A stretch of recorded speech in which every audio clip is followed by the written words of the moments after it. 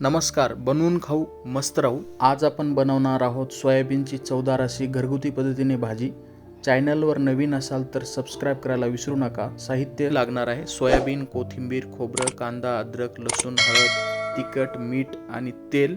हे सर्व साहित्य घ्यायचं आहे. आणि साहित्य घेतल्याच्या नंतर आपल्याला सोयाबीनच्या वड्या एका प्लेटमध्ये काढून स्वच्छ प्रकारे धुवून घ्यायच्यात.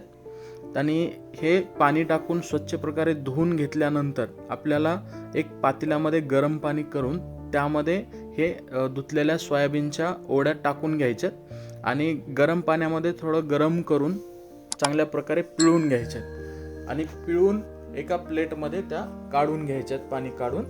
त्यानंतर आपल्याला कढई ठेवायची आणि कढईमध्ये मस्त प्रकारे असं खोबरं भाजून घ्यायचं. त्यानंतर उभा कांदा कापून कढईमध्ये तेल टाकून चांगल्या प्रकारे असा कलर येईपर्यंत भाजून घ्यायचा आहे. आणि असा कलर आल्याच्या नंतर आपल्याला काढून एका मिक्सरच्या भांड्यामध्ये घ्यायचं आहे आणि त्याला मिक्सरमध्ये टाकून अशी पेस्ट बनवून घ्यायची. तर पेस्ट बनवल्याच्या नंतर आपल्याला साहित्य एका प्लेटमध्ये काढून घ्यायचं जे भाजी फोडणी करण्यासाठी लागणार आहे.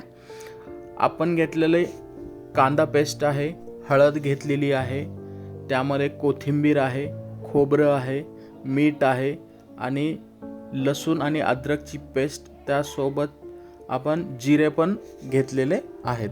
तर चला आता गॅस पेटवून फोडणी देण्यासाठी कढई आपण गॅसवर ठेवूया. त्यामध्ये असं तेल टाकून घेऊया. तेल टाकून गरम होऊ देऊ आणि तेल गरम झाल्याच्या नंतर त्यामध्ये फोडणीसाठी आपण जिरे टाकूया. अशा प्रकारे थोडे दीड चमचा जिरे टाकून घ्यायचे आणि जिरे टाकल्याच्या नंतर आपण जे लसूण आणि अद्रक पेस्ट केलेली आहे ती लसूण आणि अद्रक पेस्ट जिरे आणि तेलामध्ये टाकून घेऊन आपल्याला असं थोडंसं मिक्स करून घ्यायचं. त्यानंतर त्यामध्ये जी कांदा पेस्ट भाजून बनवलेली आहे ती कांदा पेस्ट टाकून घेऊन आपण मिक्स करूया त्याला.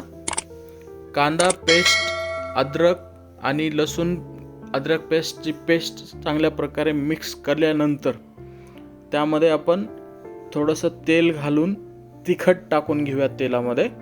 आणि तिखट चवीप्रमाणे टाकूया की जास्त भाजी तिखट नाही झाली पाहिजे किंवा चवीला पण चांगली लागली पाहिजे. अशा प्रकारे आपण त्यामध्ये काळं तिखट किंवा लाल तिखट टाकू शकतो.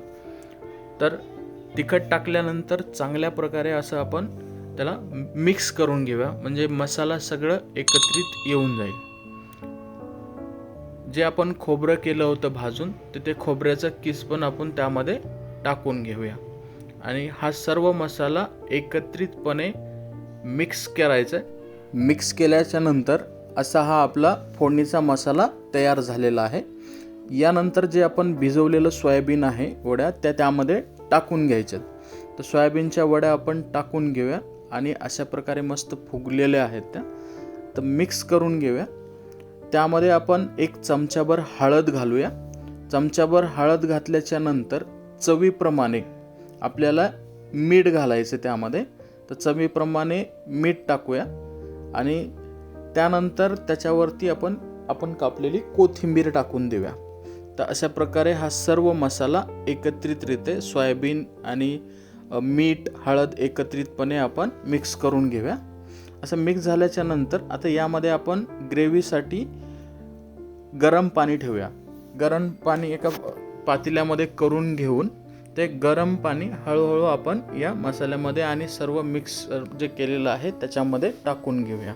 आणि जेवढी भाजी आपल्याला ग्रेव्ही करायची त्यानुसार आपण पाणी त्यामध्ये टाकून घेऊया. तर अशी थोडा वेळ आपण भाजी त्याला गरम करूया आणि वरतून थोडी अशी चवीसाठी आणि चांगली दिसण्यासाठी आपण कोथिंबीर ॲड करूया. अशा प्रकारे मस्त अशी चवदार होममेड भाजी तयार झालेली आहे. चला तर मग आपण खायला घेऊया. भाकरीसोबत चपात्यासोबत आपण खायला घेऊ शकतो. अशा प्रकारे आता आपण जेवायला बसूया आणि भाजी मस्त खाऊन घेऊया. तर तुम्हीही अशा प्रकारे घरगुती पद्धतीने बनवू शकता आणि मस्त जेवण करू शकता. लाईक करा, शेअर करा, सबस्क्राईब करा आणि थँक्स फॉर वॉचिंग.